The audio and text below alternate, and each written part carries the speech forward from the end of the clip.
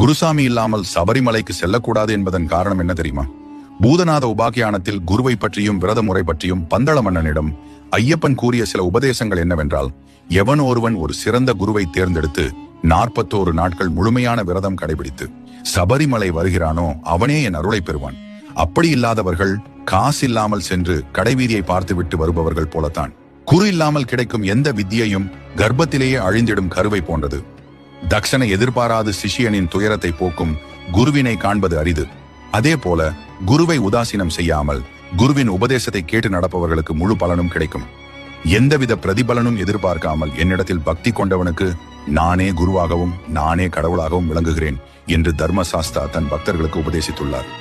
இந்த காலகட்டத்தை பொறுத்தவரை ஒரு சிலர் தாய் தந்தையரின் கையால் மாலை அணிந்து விரதம் இருந்து தனியாக சென்று ஐயனை தரிசிக்கின்றனர். எதுவாக இருந்தாலும் முறையாக விரதம் காத்து மலைக்கு சென்று ஐயப்பனின்